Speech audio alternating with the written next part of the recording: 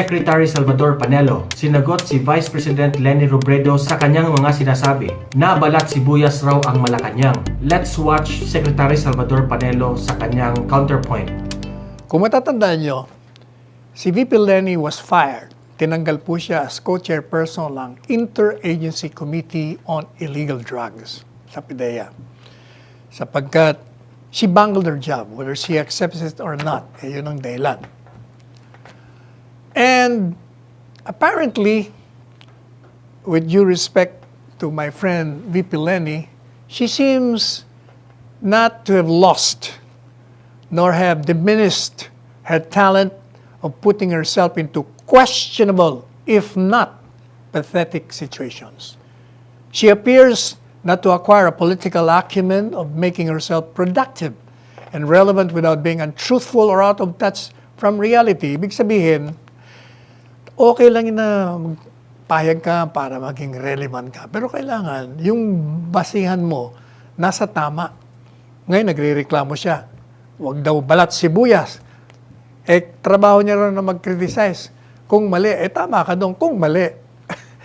At kung tama yung basis mo, mula nung umalis ka sa kabinete, na hindi ka naman pinaalis, umalis ka, sinabi lang na huwag ka munang umattend. Kasi nga, umaattend ka nga ng cabinet meeting nun, bumabanat ka naman sa labas. O di parang asiwa, napapasok ka dun sa meeting ng cabinet, tapos kami naman lahat dun, hindi naman kami imik tungkol dun sa mga ginagawa mo. So sa party mo, hindi ba ano yun? Medyo embarrassing yun sa party mo nun, na walang nagko-confront sa'yo, walang nangangantsaw sa'yo. Parang walang nangyari, pero kaya si Presidente doon, actually, she was protecting you from embarrassment. Kaya sinabi nga, huwag ka na muna umattend. Akala mo naman, tinatanggal ka, kaya ka nag-resign. Mali ka doon. Anyway, mula nung ikay umalis, ano mang ginawa mo, lahat na lang yata ng patakaran ng pamahalaan at ni Presidente Duterte, criticize mo, VP Leni. Nang wala sa wastong batayan, pareho ka rin ng mga incorrigible at mga rambunctious critics na kontra dun sa foreign policy sa China. Sinabi mo, ito ay malambot at laban sa nasyonalismo. Hindi na mga sinasabi ni dating Justice Tony Carpio at yung kung sino-sino pa. Hindi nyo tinitingnan na si Presidente magaling yun sa geopolitics. Alam niya kung paano niya laruin. Ang palagi nasa isip niya ay ang kapakanan ng ating bansa at ang ating kasarinlan. Sabi niya nga habang totoo may arbitral ruling tayo, ano naman gusto niyo gawin ko? Awayin ko ng awayin para magkagera tayo. Meanwhile, marami naman tayong pwedeng pagkasunduan sa trade, sa sosyal, sa palitan ng mga intelligence information, kaugnay sa terorismo at sa piracy. Doon muna tayo mag-concentrate. Pero darating ang panahon, i-invoke ko yan at ilang beses na nga niya ini-invoke. Kung in-invoke niya nga, medyo nag-react yung leader. Pero in-invoke niya pa rin. Kaya hindi totoo na sinasabi ninyo na soft si Presidente. Hindi nyo kilala itong presidenteng ito. Anyway, ano bang posisyon mo dun sa anti-terrorism bill, VP Leni? Sabi mo na naman, ito'y pagsalakay sa press freedom, sa demokrasya. At hindi naman, bakit daw ngayong panahon ng pandemic, saka tayo magpapasa ng anti-terrorism bill. Ang problema, hindi mo talaga tinitingnan na hindi lamang maselan, kundi mabigat ang banta ng terorismo sa ating bayan at sa ating mga kababayan. At nakakalimutan mo, hindi ko alam kung binasa mo ito ng pagbasa ng isang abogado na dahan-dahan, marami pong safeguards doon, napaka-stricto. Ang karapatan ng akusado ay pinangalagaan doon. At the same time, meron pong mga provision doon na yung mga gustong lumabag ng batas, matatakot lumabag. Sapagkat sinasabi nila, yung mga batas na yan, aabusuhin niya. Ano bang batas ang hindi naabuso? Kita mo nga yung Bayanihan Act, tungkol na sa pagbibigay ng ayuda sa mga kababayan natin, inabuso rin. Lahat ng batas po talagang merong kakayahan na abusuhin ng mga lumalabag. But, kaya nga merong tinatawag na penalty for each law. Pag ikaw ay transgressor, hindi ka uubra, kayo uusigin at ikukulong ka pag nagkaroon ng conviction. O ano namang ginawa ni BP Leni. Napuri natin siya. I think once or twice ko na napuri siya sa ginagawa niyang pribadong pagtulong dun sa nangangailangan dito sa COVID. Nag-raise siya ng pondo, namigay siya ng mga ayuda, may mga ginawa siya. Pero ang problema, mukhang hindi niya mahinto, hindi niya ma-lockdown ang kanyang bibig na bumanat at mag-criticize sa administrasyon. Meron siyang gaya ng mga payag na nung isang araw at during the interview dun sa isang istasyon ng telebisyon, meron siyang mga sinasabi ron. Nasabi niya, she claims that the government failed to act urgently at the onset of the coronavirus pandemic. Ang sabi niya pa, naging complacent daw tayo. And we chose to dilly-dally in the cancellation of flights from China. Alam po ninyo, this is absolutely false, VP Leni.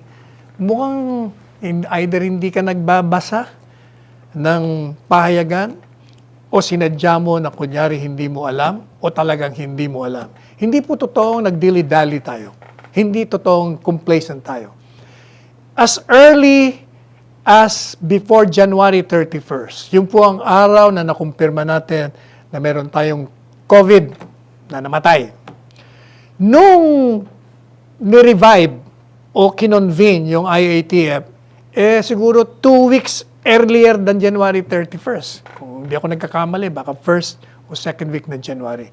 Ni-revive na nga yun. So madalit sabi, nagkaroon na ng mga preparasyon.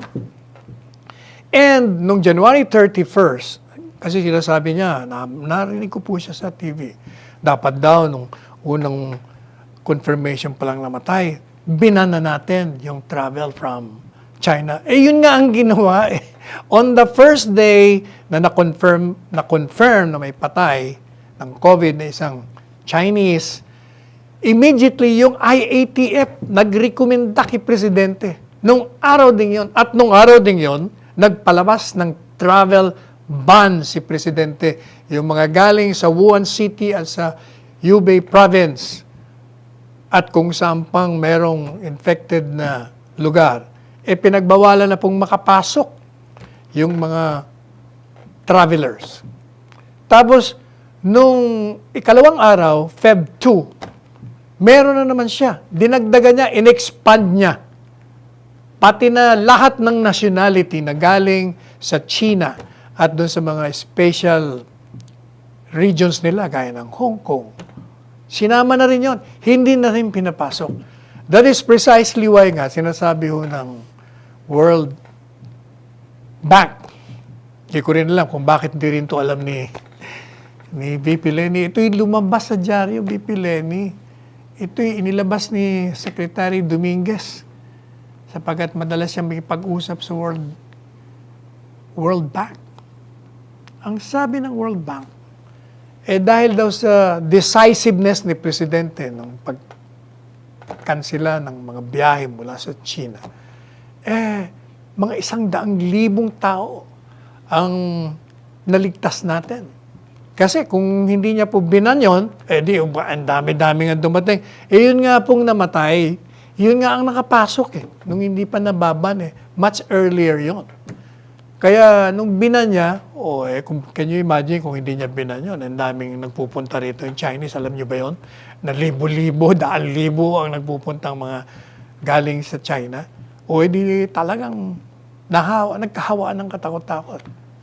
Ano pa? Doon po sa IATF, sabi ng mga eksperto at mga scientist, anong tawag doon? Epidemiologist ba ang tawag doon? Ang sabi po nila, kung hindi kayo nag-lockdown, siguro 3 milyon mahigit ang namatay sa pagkakahawa. Kaya paano mo sasabihin na hindi kagad tayo gumawa? Mabuti naman, yun lang yata ang magandang sinabi mo na yung lockdown, sabi ni VP Lenny, timely. Kaya lang, meron siyang mga dagdag pa rin. Anong sabi niya? Dapat daw nung mag-lockdown tayo, yun ay ginawa na nating oportunidad para gumawa tayo ng mga quarantine centers, mga laboratory centers, yung dapat daw naayos natin yung pagbili ng PPE, ano pa, at pati raw yung mga testing capacities natin. Yun nga ang ginawa, VP Lenny. Exactly, yun ang ginawa ng nirereklamo mo. Yun nga ang ginawa. Kaya, hindi ba? Ang dami nating in-establish na mga quarantine centers. Ano yun? Aba, ang dami po yun. Nandun yung Philippine Arena Complex. Nandun yung Philippine Sports Complex. Nandun yung ASEAN Convention Center, yung Philinvest Tent, New Clark City Convention, yung Ninoy Aquino Stadium, yung PICC Forum, the Rizal Memorial Sports Complex, yung World Trade Center Manila, yung Alonte Sports Arena. Yung po ay ginawa during the quarantine period na itayo po lahat yun. And then, meron po pala tayo as of today, yesterday 67 lang ito, pero kanina narinig ko na 69 certified COVID testing laboratories na all over the Philippines. Sinasabi niya, kagaya niya, sabi niya yung testing capacity natin, 15,000 pa lang. O, nasaan ka ba, VP Lenny? 50 mil na 50,000 na nga ang testing capacity natin. Kasi nga, ang dami na tayong testing laboratories all over the Philippines. Tapos sinasabi niya, kagaya niya, sabi niya, during the quarantine, nagbukas ng factory, tapos hindi naman nila inisikaso yung mga transport. Mali ka na naman dyan. Nung tayo nagkaroon, nung pinayagan natin ng mga 30% na mag-open yung mga factories, mga opisina, nag-flood tayo, binaha natin ang kalsada ng mga bus kasi marami nag-alok . At the same time, maraming army trucks. At the same time, sabi natin doon sa mga private companies, kung may mga shuttle buses kayo, kunin nyo na yung mga empleyado nyo, talin nyo sa mga workplace nila, ibalik nyo sa bahay. Yung mga wala, wag muna nyong papasukin. Pero alam nyo naman ang Pilipino, matigas din ang ulo. Pinabayaan nilang yung mga wala naman silang shuttle bus, nag-open sila. Siyempre, di yung mga empleyado, mga workers, papasok. Pagdating doon, siyempre, kulang yung sasakyan mo. Hindi totoo yung sinasabi mong hindi tayo naganda. Naganda tayo. And then, sinasabi niya pa po na, dapat daw aminin natin ang ating pagkakamali without even telling us kung ano yung pagkakamali. Although, yung implication ng sinasabi niya, yun na nga yung binabanggit natin na parang sinasabi niya, ang mali natin o ninyo ay sa panahon ng quarantine, hindi nyo inayos yung sa PPE o yung sa PPE. Alam po ninyo, earlier on, nag-purchase na tayo. Kumuha na tayo ng mga orders natin sa China at kung sa iba pang lugar. Ang problema, may world shortage because halos lahat ng bansa nag-o-order.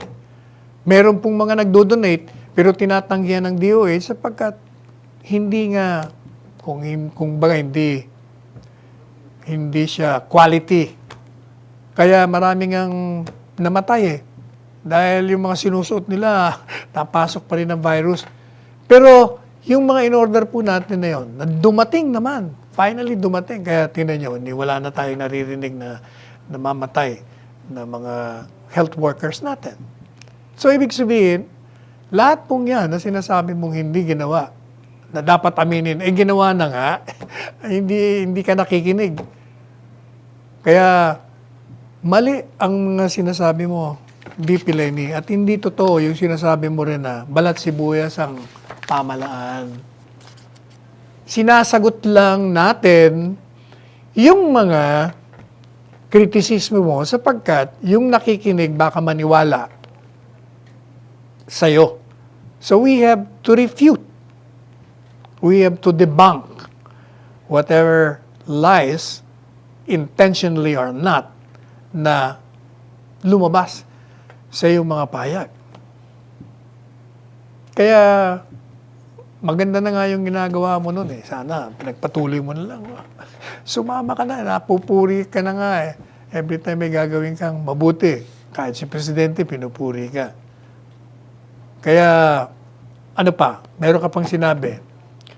Ang sabi mo, bakit naman kasi may tangke pa? Ba't may military? O, yun naman.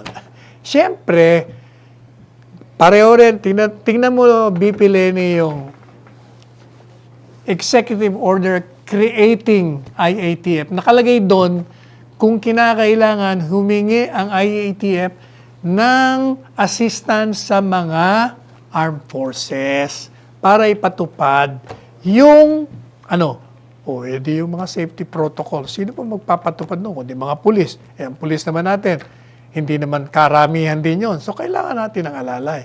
At ang nakakalimutan mo pa, alam mo ba na meron mga ibang bansa na hiningi ang tulong ng kanilang militar. Saan ito? O hindi pa ba sa Australia? 1,000 tropa ang pinadala nila sa Melbourne para lang makontain yung spread ng coronavirus. Saan pa? 2 weeks ago sa New Zealand, binipa po nila yung kanilang quarantine facilities, pati yung borders nila, sapagkat natuklasan nila may 2 nakapasok na naglalakad at they move around yung 2 edi nagkaroon ngayon ng hawaan. Hindi ko naman malaman kung nasaan ka ba, BP Lenny. Bakit di mo nalalaman itong mga facts na ito? Nasa dyaryo naman ito. Nasa TV. Dapat maging updated ka rin para hindi ka rin nagkakamali. Sapagkat pag nagkamali ka nga, hindi maganda na baka ma-impluensya mo pa yung iba. Maniniwala. Anyway, let's have a break and we'll come back to you. Nakita nyo na ang video, mag-comment down below sa inyong opinion tungkol dito, and don't forget to subscribe to my channel Donmar TV and click the notification bell para ma-update kayo sa mga latest videos ko. Hanggang sa next video, have a great day!